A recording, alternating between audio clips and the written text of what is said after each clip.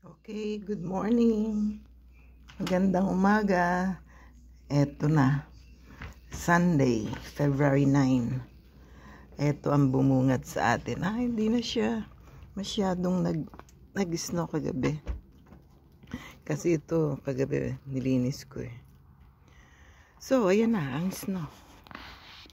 Snow na naman. So, more snow. I think there's a little bit coming this morning. Pero wala na. Susunod wala na. Tumatakbo yung squirrel dun sa snow. Sa bubong. Anyway. Yan. Yan ang snow kahapon. Yung umpisa ng snow kahapon, pellet siya eh.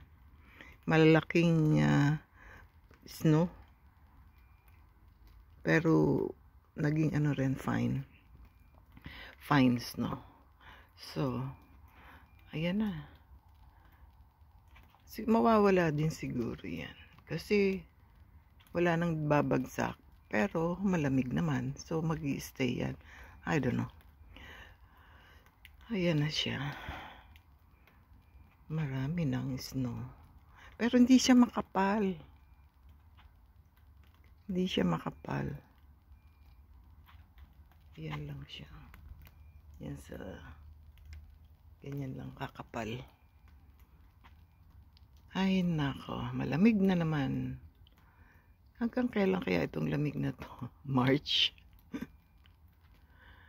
Hindi pa ako makapag-umpisa tuloy ng aking mga dapat gawin na pagtatanim.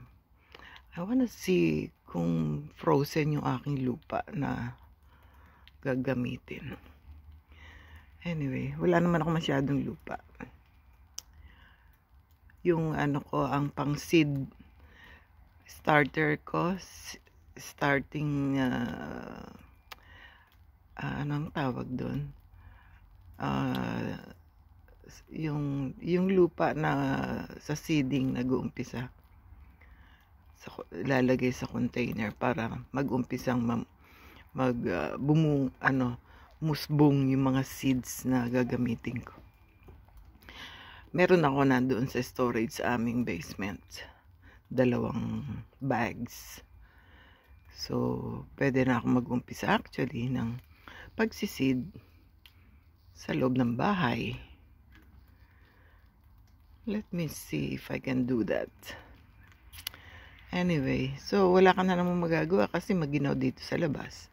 So, nag-iisip ako mamanahi ng punda para magamit ko yung oras ko.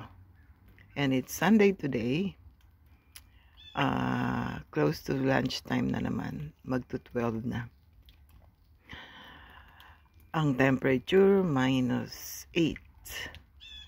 -7, -8. So, yan na naman ang ating weather report.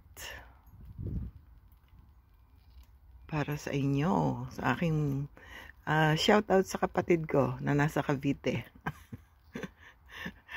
I'm almost doing this for him. Anyway, sa mga nanonood, salamat. Nakapag-subscribe na ba kayo? I-update ko kayo sa aming sitwasyon here. Ano pa gusto niyo malaman? Ilagay niyo kung taga saan kayo. Mag-comment kayo at saka mag-like and subscribe.